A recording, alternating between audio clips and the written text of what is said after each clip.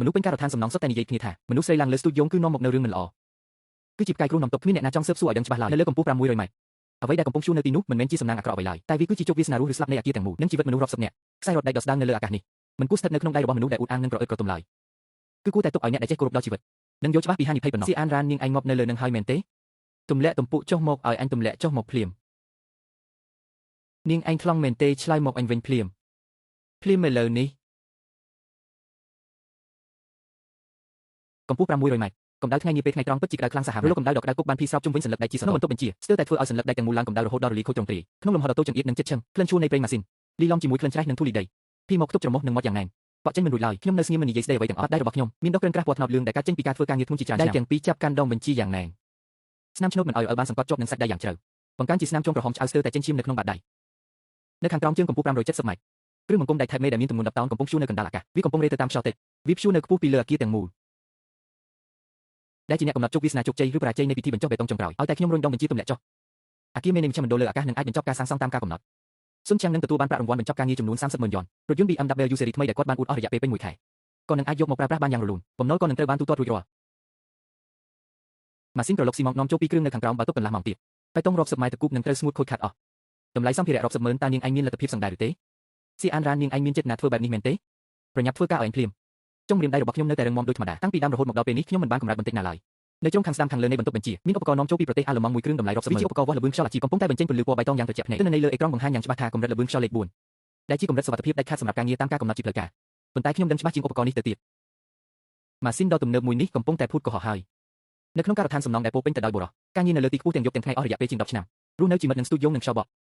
់សាច់ឈាមរបស់ខ្ញុំសភាពគិតរបស់ខ្ញុំនិងបទពិសោធន៍ដែលខ្ញុំបានសន្សំទុកជាច្រើនឆ្នាំគឺលើជាងឧបករណ៍សញ្ញាណកម្មដ៏ទំនើបទៅទៀតខ្ញុំយល់ច្បាស់ពីហានិភ័យដែលបង្កប់ខ្លួននៅលើមេខ្ពស់នៅខណៈពេលដែលខ្ញុំរៀបនឹងទម្លាក់ខ្សែរ៉ុតដែកចុះកៅអីអង្គុយបញ្ជីការងាររបស់ខ្ញុំស្រាប់តែមាននូវសូរសំឡេងញ័រតិចតែស្រួយខ្លាំងជាសំឡេងរត់ងាំងការរំញ័រតូចបានរាលដាលឡើងតាមឆ្អឹងខ្នងហើយបានជ្រាបចូលពេញរាងកាយភ្លាមធ្វើឲ្យខ្នងរបស់ខ្ញុំស្រាប់តែមានចេញញើសត្រជាក់ស្រាប់នេះគឺជាអគារខ្ពស់កប់ពុកដែលមានខ្យល់កាត់តឹងលាក់ខ្លួនដូចនៅក្នុងច្រឡងភ្នំវាប្រៀបដូចជាកាំបិតដែលមើលមិនឃើញដែលលាក់ខ្លួនក្នុងពកវាបកកាត់ជ្រុងអគារដោយគ្មានសំឡេងអ្វីទាំងអស់ដោយលាក់ខ្លួននៅក្រោមសភាពខ្យល់ដែលមើលទៅហាក់ដូចជាស្ងប់ស្ងាត់ប្រសិនបើបង្ខំទម្លាក់ទំពុកនៅពេលនេះគ្រឿងបង្គំដៃទម្ងន់10តោននឹងត្រូវខ្យល់បក់បោកយ៉ាងខ្លាំងភ្លាមហើយខ្លាចជាអាវុធមរណៈដែលបក់បោកកំទេចអ្វីទាំងអស់វានឹងទៅបុកទង្គិចគ្រោងអគារមេយ៉ាងពេញទំហឹង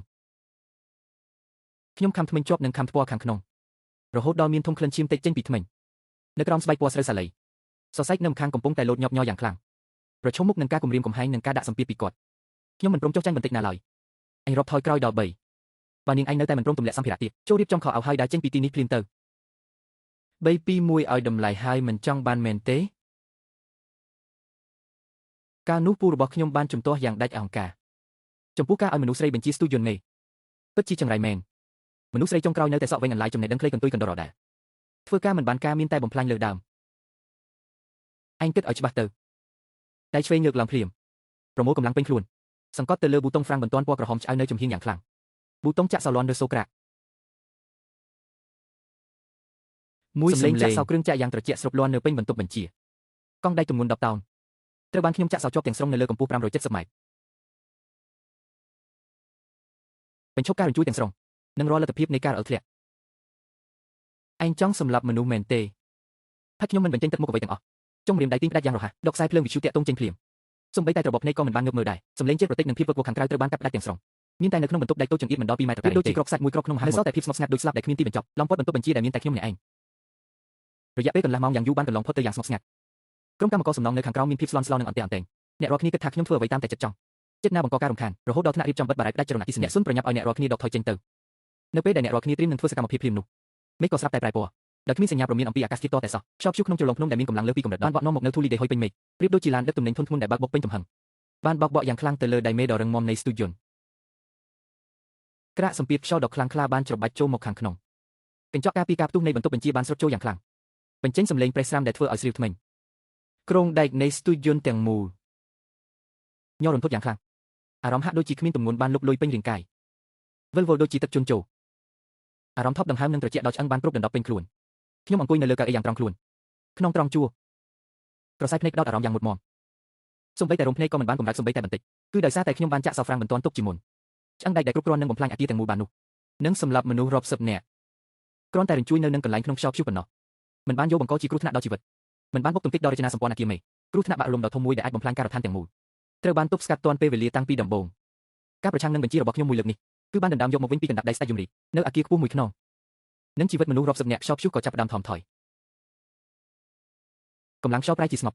ខ្ញុំលើកដៃដោះសោះហ្វ្រាំងរុញដងបញ្ជីឲ្យត្រូវកន្លែងទម្លាក់រកដោះថ្ពកសកម្មភាពទាំងមូលគឺធ្វើឡើងយ៉ាងស្ទាត់ជំនាញនិងរហ័សរហួនប្រៀបដូចជាជ្រុនទឹកហូរស្ទូចយន្តនៅលើពពប្រៀបដូចជាដាវយក្សដែលចាក់ទម្លុះមេឃា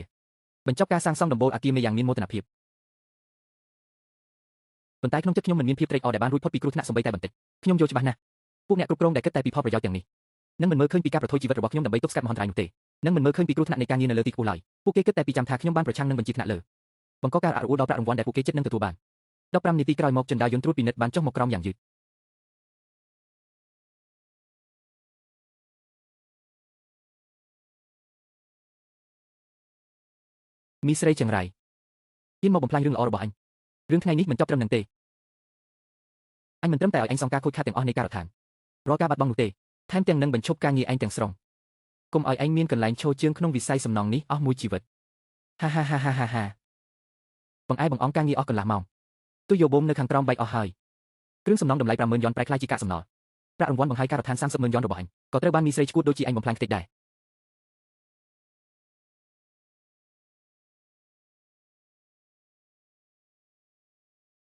អញប្រាប់ហើយថាឲ្យមនុស្សស្រីបញ្ជាស្ទូចយន្តមេ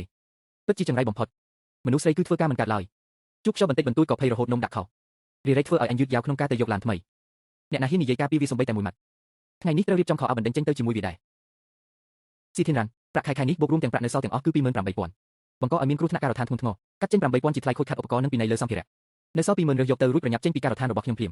គេស្មានថាខ្ញុំនឹងដូចកម្មករដទៃទៀតដើម្បីលុយ8000ដែលត្រូវបានគេបង្ខំរហូតយកទៅនេះខឹងសម្បាឲ្យលោឡាខ្លាំងឬថែមទាំងលុតជង្គង់អង្វរឲ្យគេយកយកប៉ុន្តែខ្ញុំមិនធ្វើបែបនោះទេខ្ញុំរើសែកនៅលើដីមករៀបទុកម្ដងមួយសន្លឹកគែមសន្លឹកសាច់នៅមានភាពមុតស្រួចដូចទើបនឹងបោះពុំចេញមកថ្មីបែបនេះទើបត្រឹមត្រូវHave you មកនេះពូគឺមីស្រីម្នាក់នេះហើយដែលធ្វើឲ្យខកខានការងារ Have you ឡើងទៅបន្តការងារពីនាងបង្ហាញឲ្យពួកអាកម្មករថ្នាក់ទាបទាំងនេះមើលថាអ្វីទៅជាបច្ចេកទេសពិតប្រាកដរុញលបឿនលើកនិងលបឿនបង្វិលឲ្យដល់កម្រិតអាត់បមមកឲ្យអស់ដើម្បីដេញឲ្យទាន់តាមផែនការដែលយឺតយ៉ាវកុំបារម្ភអីពូបញ្ជីស្ទូចតាប៊ឺនេះវាមិនខុសពីលេងហ្គេមនោះទេចាំមើលខ្ញុំរុញលបឿនឲ្យខ្លាំងបំផុតខ្ញុំសម្លឹងមើលដៃរបស់ Have you ដែលជាដៃទន់ភ្លន់សំបីតែស្នាមពងបែកក៏គ្មានរួចងើបមុខទៅមើលខាងលើម្ដងទៀតខ្យល់នៅកម្ពស់600ម៉ែត្រមិនទាន់ឈប់នៅឡើយទេចន្លោះអគារខ្ពស់ខ្យល់កំពុងតែប្រមូលផ្ដុំកម្លាំងខ្ញុំញាត់លុយ20000នោះចូលក្នុងហោប៉ៅឲ្យជាប់នឹងខ្លួនដោយមិននិយាយអ្វីសំបីតែមួយម៉ាត់បែកខ្នងដើរចេញពីទ្វារការដ្ឋានពន្លឺថ្ងៃត្រង់ធ្វើឲ្យឡាន pick up របស់ខ្ញុំក្តៅដូចជាចំហុយពុកស្បែកអន់ក្តៅរហូតដល់ភីមកលើខ្នងខ្ញុំមិនទាន់ប្រញាប់បញ្ឆេះឡានទេពូឈិនលុយបានមកហើយ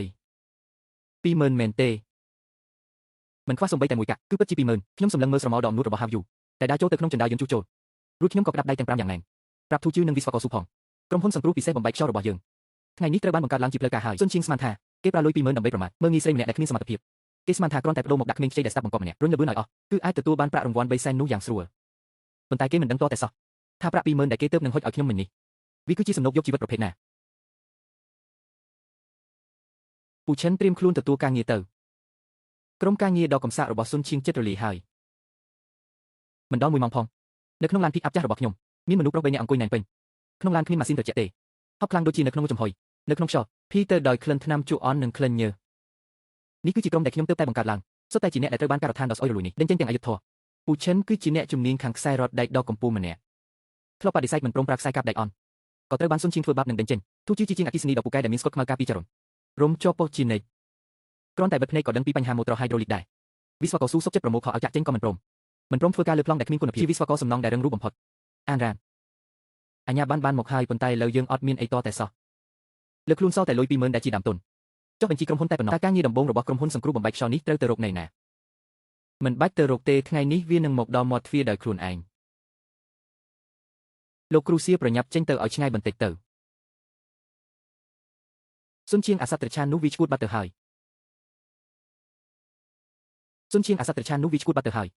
យសុនឈៀងដើម្បីបញ្ចូលថ្នាក់លើឲ្យ Have you យកឆ្អឹងខ្នងដៃទម្ងន់15តោននោះស្ទុចឡើងទៅត្រង់តែម្ដងឲ្យវាព្យួរនៅខាងក្រៅបង្អួចកញ្ចក់នៃកន្លែងទស្សនានិយាយថាចង់ឲ្យពួកមហាសេដ្ឋីទាំងនោះថតរូបទុកជាអនុស្សាវរីយ៍នៅពេលបញ្ចប់ការសាងសង់តបដង្ហើមឲ្យស្រួលសិនចាំនិយាយមេឃមិនទាន់រំចុះមកទេខាងលើនោះចិត្តបាក់ធ្លាក់មកហើយអ្នកទើបតែចេញទៅមិញសុនឈៀងក៏បញ្ជូនក្មួយប្រុសរបស់គេ Have you ឲ្យចូលទៅក្នុងកាប៊ីនបញ្ជីភ្លាមអាម្នាក់នោះគិតថាបញ្ជីស្ទូចតាប៊ឺដូចជាបើកឡានប្រណាំងដើម្បីដេញតាមផែនការងារវាបានរុញលបឿនលើកនិងលបឿនបង្វិលឡើងដល់កម្រិតខ្ពស់បំផុត វាមិនខ្លាចស្លាប់ទេអីរបស់ធ្ងន់15តោនបែរជារុញល្បឿនដល់កម្រិតអត់បល់មកតើគេយល់ដឹងអ្វីខ្លះអំពីដែនកំណត់សម្ពាធនៃភាពពុកផុយរបស់លោហៈនេះមិនមែនជារឿងដែលគួរឲ្យខ្លាចបំផុតនោះទេលោកប្រធានហាបាននាំអ្នកវិនិយោគដែលមានទ្រព្យសម្បត្តិរាប់រយលានជាង10នាក់ឡើងទៅត្រួតពិនិត្យនៅលើកន្លែងទស្សនាធ្វើពីកញ្ចក់កម្ពស់550ម៉ែត្រស៊ុនឆាំងដើម្បីចង់បញ្ចូលចៅហ្វាយបានបញ្ជាឲ្យហៅអ៊ីយកឆ្អឹងខ្នងដែកថែបដែលមានទម្ងន់15តោននោះស្ទួចវាឡើងទៅលើដោយផ្ទាល់ឲ្យវានៅត្រឹងនៅខាងក្រៅបង្អួចកញ្ចក់នៃកន្លែងទស្សនាគេនិយាយថាចង់ឲ្យចៅហ្វាយធំទាំងអស់ថតរូបទុកជាអនុស្សាវរីយ៍ក្នុងឱកាសពិធីបញ្ចប់ការសាងសង់ដោយជោគជ័យវត្ថុទម្ងន់15តោនដែលស្ថិតក្នុងស្ថានភាពគ្រោះថ្នាក់បំផុតថែមទាំងត្រូវព្យួរឲ្យនៅត្រឹងនៅខាងក្រៅជញ្ជាំងកញ្ចក់កម្ពស់550ម៉ែត្រពួកពិតជាស្មានគ្រាន់តែមានប្រព័ន្ធការពារការរញ្ជួយតាមអេឡិចត្រូនិកដែលមើលទៅទំនើបបន្តិចអាចទល់នឹងច្បាប់រូបវិទ្យារបស់ធម្មជាតិបានទៅហើយមែនទេចុះឧបករណ៍ប្រកាសអាសន្នល្បឿនខ្យល់នៃការធ្វើរឿងឈួតបែបនេះឧបករណ៍ខាងលើមិនអាចមិនរត់បានទេនឹកស្មានមិនដល់ថាស៊ុនឆាំងគិតថាឧបករណ៍ប្រកាសអាសន្នរត់រំខានខ្លាំងពេកវាធ្វើឲ្យប៉ះពាល់ដល់ការរីការបស់គេទៅកាន់លោកប្រធានហៅតាមរយៈឧបករណ៍តាក់ទងក៏បញ្ជាឲ្យជាងអគ្គិសនីដកខ្សែភ្លើងចេញតែម្ដងហា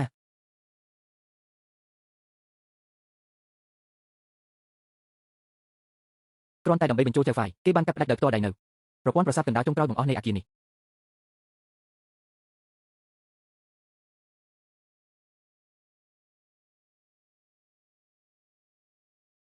ខ្ញុំក៏រុញទ្វារឡានបើកចេញហើយដើរចេញទៅទល់នឹងខ្យល់បក់យ៉ាងខ្លាំងនៅទីខ្ពស់លើមេឃចរន្តខ្យល់ដែលមើលឃើញនឹងភ្នែកទេកំពុងតែស្ថិតនៅសងខាងនៃអគារកណ្ដាលពុកបង្កើតបានជាប្រភពខ្យល់គួចដ៏គួរឲ្យភ័យខ្លាចខ្យល់បក់ក្នុងជ្រលងភ្នំកម្រិត9ឡើងទៅត្រូវបានបង្កើតឡើងហើយលោកគ្រូសៀពួកយើងប្រញាប់រត់ទៅបើវាលំធ្លាក់មកមិញនេះតំបន់នេះច្បាស់ជាខ្ទេចខ្ទីអស់មិនខានតារត់ទៅណា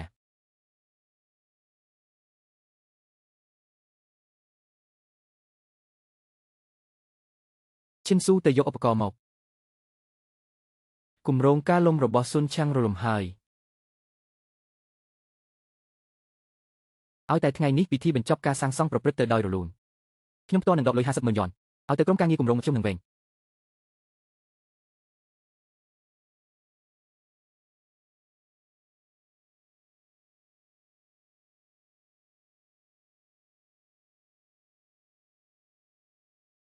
ខ្ញុំមើលឃើញយ៉ាងច្បាស់ថាឆ្អឹងខ្នងដែកថែបដែលព្យួរនៅខាងក្រៅជញ្ជាំងកញ្ចក់នោះដែកទម្ងន់15តោនបានប្រែក្លាយទៅជាអាវុធដ៏សាហាវមួយដែលបក់ជ្រៀលនៅលើអាកាសដើម្បីឆក់យកជីវិតមនុស្ស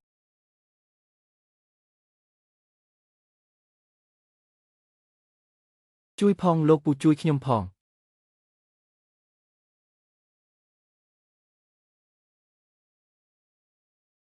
ល្បឿនខ្យល់ខ្លាំងពេកជណ្ដើរយន្តពន្លត់អគ្គិភ័យមិនអាចពង្រីកចេញបានតតែសោយតែឧទ្ធម្ភាគជាហោះចូលក្បែរច្បាស់ជាធ្លាក់ស្លាប់មនុស្សមិនខានពួកយើងឡើងទៅមិនរួចទេនាឡិការ៉ាប់ថយក្រោយនៃសេចក្តីស្លាប់បានចាប់ដើមលាន់នៅឡើងហើយលោកប្រធានហាអនមើលម៉ាស៊ីនហ្វាក់នៅក្បែរជាងលោកមើលខ្ញុំមកពីក្រុមសង្គ្រោះបំបែកខ្យល់ស៊ីអានរ៉ានបានចុះហត្ថលេខាហើយខ្ញុំនឹងធ្វើឲ្យវត្ថុចម្រៃដែលនៅខាងក្រៅនោះជប់ដំណើរការខ្ញុំឲ្យ10លានយ៉នខ្ញុំឲ្យអ្នក10លានយ៉នបញ្ឈប់វាភ្លាមឥឡូវនេះគេមិនត្រូវការ10លានយ៉នទេត្រូវការតែ5លានយ៉នប៉ុណ្ណោះនៅក្នុង5លានយ៉ននេះមាន8,000យ៉នដែលស៊ុនឆាំងបានកាត់ពីខ្ញុំដោយបង្ខំការពីមុនចំណែកជាង4លាន9សែនយ៉នដែលនៅសល់គឺជាតម្លៃនៃជីវិតឆ្កែរបស់គេ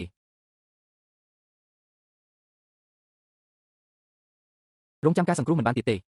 ផ្លូវចេញតែមួយគត់គឺត្រូវប្រើដៃទេដើម្បីដោះស្រាយលោកគ្រូសៀអត់មានអគ្គិសនីទេឡើងទៅមិនរួចឡើយ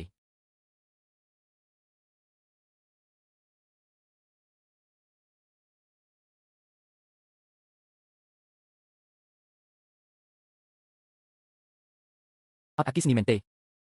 បើអញ្ចឹងគឺត្រូវប្រើកម្លាំងបាយដើម្បីឡើងការរកស៊ីមួយនេះខ្ញុំរងចាំអស់ពាក់កណ្ដាលជីវិតទៅហើយជីវិតរបស់មនុស្សមួយក្រុមនេះឥឡូវនេះស្ថិតនៅក្នុងដៃដែលពោពេញដោយដំបៅដុសកករបស់ខ្ញុំហើយកម្ពស់500ម៉ែត្រលើអាកាសខ្យល់មិនមែនបក់មកធម្មតាទេតែវាបក់មកដូចជាញូធំដែលសំពងមកលើរាងកាយជណ្ដើរយន្តដាច់ភ្លើងខ្ញុំត្រូវបានគេដកហូតការពារពីគ្រឿងចាក់ទាំងស្រុងរាងកាយដ៏ទន់ខ្សោយរបស់ខ្ញុំបានអបជាប់នឹងជណ្ដើរជួសជុលដែកដ៏ត្រជាក់ស្រេបរាល់ពេលដែលឡើងបានមួយកាំខ្យល់បក់កម្រិត10ព្រៀបដូចជាសត្វសាហាវតែព្យាយាមហែកខ្សែក្រវ៉ាត់សុវត្ថិភាពរបស់ខ្ញុំមានការជិះចាប់រមួលនៅក្នុងក្រពះហាក់ដូចជាបានលេបដុំទឹកកកដ៏ធំមួយចូលទៅទឹកក្នុងសួតដោយសារការខ្វះអុកស៊ីសែនខ្លាំងនិងការប្រើកម្លាំងខ្លាំងពេកមានអារម្មណ៍ដូចជាពោពេញទៅដោយកំទេចកញ្ចក់រ៉ានកម្ពស់570ម៉ែត្រល្បឿនខ្យល់បានលើសពី28ម៉ែត្រក្នុង1វិនាទីហើយនោះគឺជាខ្យល់ខ្លាំងកម្រិត10ខ្សែរ៉ឺបានរងការខូចខាតនិងវិចវៀនដោយសារភាពពុកផុយរបស់លោហៈយ៉ាងធ្ងន់ធ្ងរវារៀបនឹងដាច់ហើយរាល់ដង្ហើមចេញចូលសុទ្ធតែមានក្លិនឆ្អាបឈាមយ៉ាងខ្លាំងនៅក្នុងបំពង់ខ្ញុំដឹងថាច្បាប់ទម្លាប់នៃលោកីនេះគួរតែដល់ពេលដែលអ្នកប្រើកម្លាំងបាយដូចជាពួកយើងសរសេរវាឡើងវិញហើយ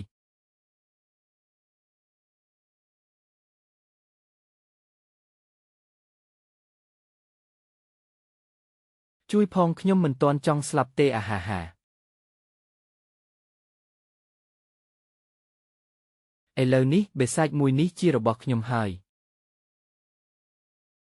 អានរ៉ានជួយពួកយើងផងខ្ញុំមានលុយច្រើនណាស់អ្នកចង់បានអ្វីក៏បានដែរឆាប់ប្រាប់ខ្ញុំមកតើអ្នកជាអ្នកណាហាហាហាពេលនេះខ្ញុំជាអ្នកគ្រប់គ្រងវិញម្ដង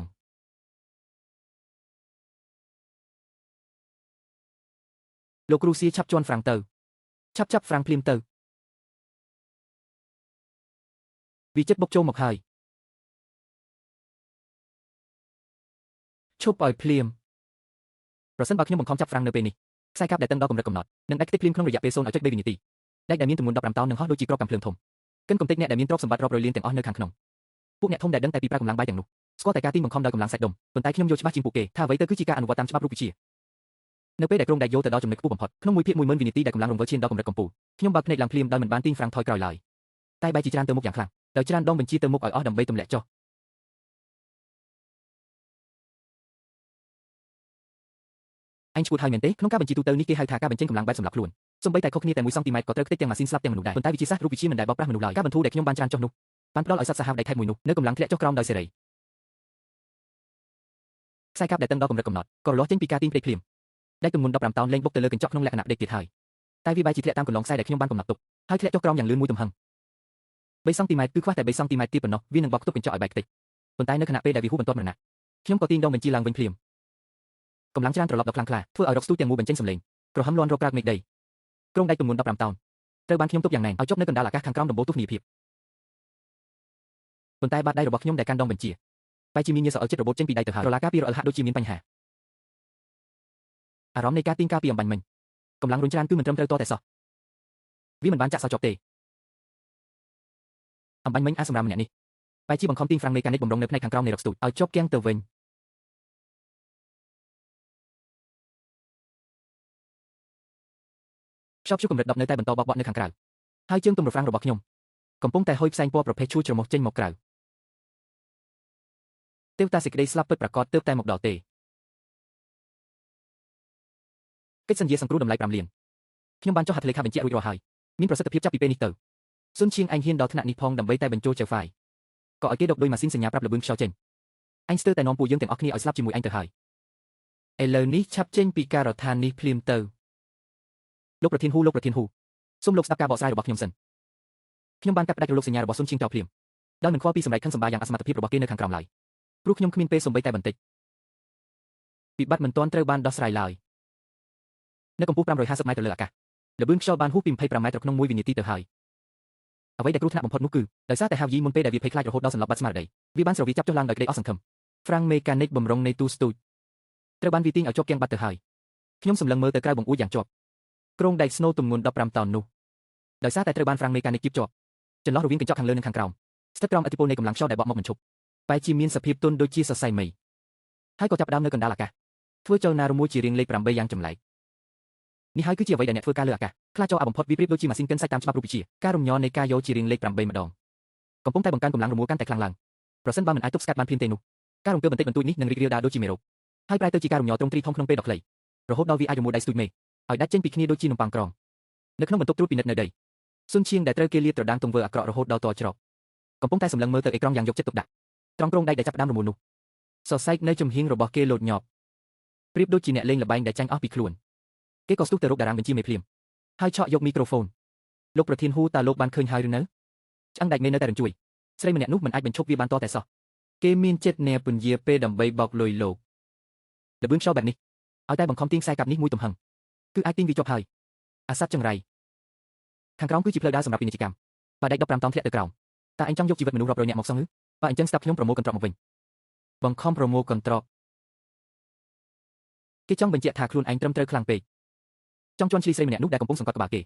នៅលើអាកាសឲ្យលេចដល់បាតនៅលើអាកាសកម្ពស់600ម៉ែត្រខ្យល់ខ្លាំងធ្វើឲ្យការបញ្ចេញតាមពេលកំណត់អៀងយ៉ាងខ្លាំ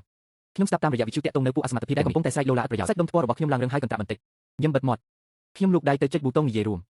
ក្រចកអូសកាត់ប៊ូតុងចោបញ្ចេញសំឡេងគ្រឹមខ្លីលោកប្រធានហ៊ូលោកអាចស្ដាប់តាមគេបានឲ្យតែបង្ខំទាញខ្សែកាប់នាពេលនេះកម្លាំងទាញភ្លាមដែលទប់ទល់នឹងចម្ងាយ3ម៉ែត្រនិងលើសពីកម្រិតកំណត់ខ្យល់មេដកជាងគ្រាប់ដែលមានកម្លាំងខ្លាំងនឹងផ្ទុះខ្ទាតចេញទាំងអស់ក្នុងរយៈពេលកន្លះវិនាទីសំឡេងដកដង្ហើមធំកាន់តែខ្លាំងឡើងសំឡេងដូចជាសំបុកឃ្មុំដែលបែកកំពុងហាកកងរំពងលោកអាចយកជីវិតមកភ្នាល់ក៏បានចាំមើលថាតើមាត់អ្នកចាត់ការសុនរឹងជាងឬក៏ដែកថែបនៅកម្ពស់600ម៉ែត្រនេះរឹងជាងភ្លាមនៅពេលដែលខ្ញុំនិយាយចប់កញ្ចក់ការពីការផ្ទុះនៅពីមុខដំបូលទស្សនាក្រោមសម្ពាធខ្យល់ដ៏ខ្លាំងនិងស្រមោលរបស់ឆ្អឹងដែកស្រាប់តែប្រេះបែកចេញជាស្នាមយ៉ាងគួរឲ្យខ្លាចប្រវែងកន្លះម៉ែត្រអាចធ្វើម៉េចទើបអាចបញ្ឈប់បានឈប់ភ្នាល់ហើយលោកគ្រូសៀខ្ញុំស្ដាប់តាមលោកទាំងអស់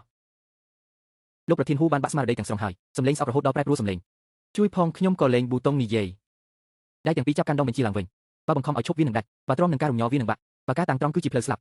ខ្ញុំសម្លឹងមើលឧបករណ៍វាស់ទីដែលខ្យល់មិនដាក់ភ្នែកដៃទាំងពីររបស់ខ្ញុំក៏ធ្វើចលនាយ៉ាងលឿនធ្វើឲ្យអ្នករាល់គ្នានៅខាងក្រោមព្រឺក្បាលភ្ញាក់លោកប្រធានហ៊ូបិទមាត់ទៅឥឡូវនេះនៅកម្ពស់600ម៉ែត្រខ្ញុំគឺជាអ្នកបញ្ជាការធំ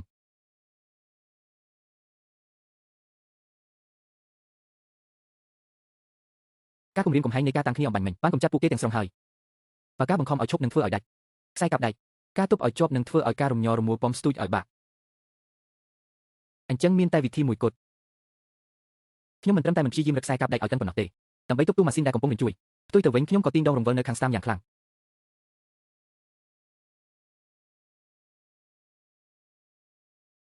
ដៃមេស្ទូចក៏វិលទៅតាមទីដៅនៃខ្យល់កម្រិត10ចាប់ផ្ដើមយោតិចទៅតាមខ្យល់ខ្ញុំកំពុងប្រើទូមេរបស់ពំស្ទូចដើម្បីស្វែងរកព្រៃកង់ដ៏គ្រោះថ្នាក់បំផុតនៅចំកណ្ដាលព្យុះ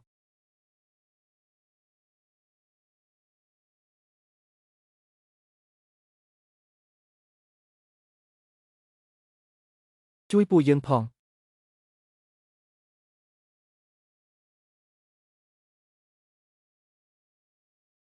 20លានខ្ញុំនឹងឲ្យលោក20លានសូមអង្វរបញ្ឈប់វាទៅលុយខ្ញុំទទួលយកហើយប៉ុន្តែលុយនេះមិនមែនទិញជីវិតទេលុយនេះគឺទិញសម្រាប់ច្បាប់ទម្លាប់រកឃើញហើយគឺចំណុចទប់ទម្ងន់នេះឯងលោកប្រធានហ៊ូប្រាប់មនុស្សរបស់លោកឲ្យបើកក្បាលបាញ់ទឹកពន្លត់អគ្គិភ័យនៅជាន់ទី540ភ្លាមតម្រង់ទាំងអស់ទៅក្រោមឆ្អឹងដែកមេរួចបាញ់ទឹកចេញឲ្យលឿនមិនឲ្យយឺតសូម្បីតែ1វិនាទីប្រញាប់ឡើងធ្វើតាមអ្វីដែលជាងស៊ីប្រាប់មិនដល់10វិនាទីផងនៅជញ្ជាំងខាងក្រៅក្រោមដំបូលទស្សនាមានកម្លាំងទឹកសម្ពាធខ្ពស់បាញ់ចេញមកដូចជាដាវពណ៌បុកចំទៅក្រោមឆ្អឹងដែក15តោនដែលកំពុងយោនៅកណ្ដាលអាកាសទឹកដែលខ្ទាតត្រូវខ្យល់កម្រិត10ក៏ក្លាយជាអាប់ពណ៌សភ្លាមនេះហើយគឺជាទីខ្ពស់មេកានិកនៃអង្គធាតុរ៉ាវនិងកម្លាំងទឹកសម្ពាធខ្ពស់នៅក្នុងខ្យល់ព្យុះបានបង្កើតទៅជាឧបករណ៍ទប់លំនឹងរូបវិទ្យាដ៏ល្អឥតខ្ចោះបានទាញជាប់នៅឆ្អឹងដែកមេដែលកំពុងបាត់បង់ការគ្រប់គ្រងទំហំនៃការរញ្ជួយនៃចំណុចកណ្ដាលក៏ថយចុះភ្លាមប្រែទៅជាដូចជាត្រូវបានផ្សារភ្ជាប់នឹងអាកាសយ៉ាងត្រង់ភ្លឹងគឺពេលនេះហើយទីជាទទួលបញ្ជាដោះចេញដោយសុវត្ថិភាពដោះប្រព័ន្ធអ៊ីដ្រូលីកទម្លាក់ទំពក់3លេខខ្ញុំដកដង្ហើមវែងរួចរុញដងរង្វិលធម្មពលចុះយ៉ាងខ្លាំងរង្វិលទៅតាមខ្យល់ឲ្យបាន10ដឺក្រែចំលើកនេះខ្ញុំភ្នាល់គ្រប់យ៉ាងទាំងអស់ឆ្អឹងដែកមេដែលមានទម្ងន់15តោនដោយប្រើកម្លាំងខ្យល់និងលំនឹងទឹកគឺភ្ជាប់គ្នាបានយ៉ាងជិតស្និទ្ធបំផុតមិនល្អយក្នុងរំបីតែនៅខាងលើនៃអគារយ៉ាងច្បាស់ដោះធ្ពក់ចាក់សោបញ្ចប់ការសាងសង់ដោយជោគជ័យនៅលើកម្ពស់600ម៉ែត្រខ្យល់ព្យុះនៅតែបន្តបក់បោកប៉ុន្តែនាឡិកាព្យុះមរណៈដែលនៅចំពោះមុខខ្ញុំបានក្លាយជាសសរទ្រូងដ៏រឹងមាំបំផុតរបស់អគារនេះទៅហើយល្អណាស់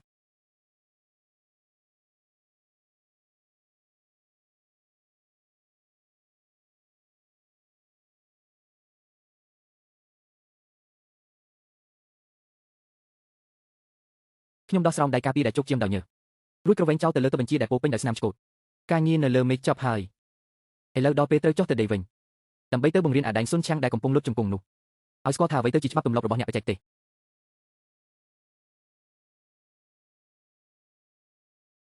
មើលទៅការចំណាយ5លានយ៉នសម្រាប់ការងារនេះពិតជាថោកពេកហើយ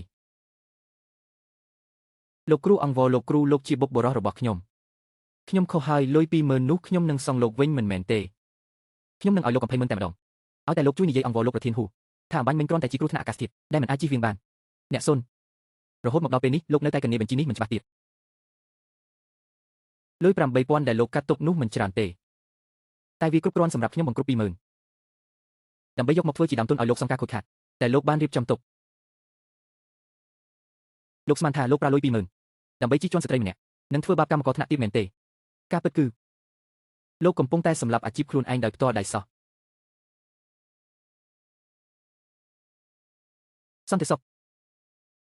អូហាឡម៉ុងដែលហ៊ានដកអាសានរោគនិងមើងងាយអាយុជីវិតអ្នកដទៃម្នាក់នេះចេញទៅកុំអីឲ្យសោះប្តឹងប៉ូលីសភ្លាមបញ្ជូនទៅការិយាល័យស៊ើបអង្កេតដើម្បីពិនិត្យបញ្ជីស្អុយរលួយពីមុនរបស់វាចាប់ពីថ្ងៃនេះទៅក្នុងវិស័យនេះទាំងមូលនឹងលែងទទួលយកស៊ុនឆាំងទៀតហើយបើអ្នកណាហ៊ានជួលវាគឺស្មើនឹងប្រឆាំងជាមួយត្រកូលហ៊ូរបស់ខ្ញុំជាសាធារណៈ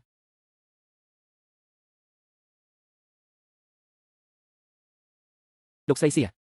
នេះមិនត្រឹមតែជាប្រាក់រង្វាន់ផ្ទាល់ខ្លួន1លានក្រៅកិច្ចសន្យាប៉ុណ្ណោះទេតែនេះគឺជាគម្រោងការងារបច្ចេកទេសលើអាកាស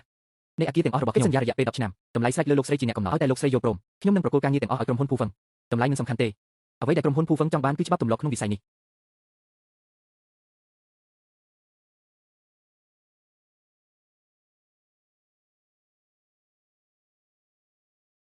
កិច្ចសន្យាអាចចុះហត្ថលេខាបានប៉ុន្តែនៅលើផ្ទៃមេឃនេះ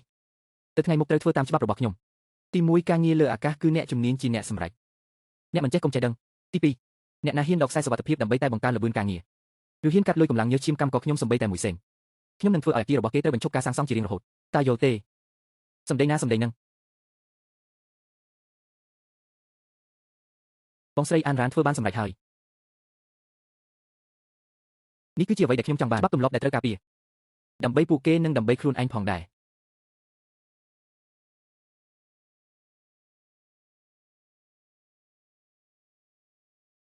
ពូឆឹងយកលុយពាក់កណ្ដាលទៅ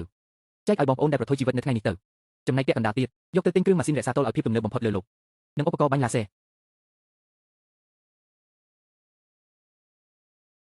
នៅពេលច្បាប់ទម្លាប់ត្រូវបានបង្កើតឡើង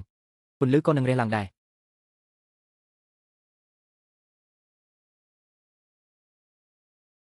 លើកម្ពស់5 Secretary Mike នឹងលែងជាកន្លែងដែលពួកអ្នកមានអំណាច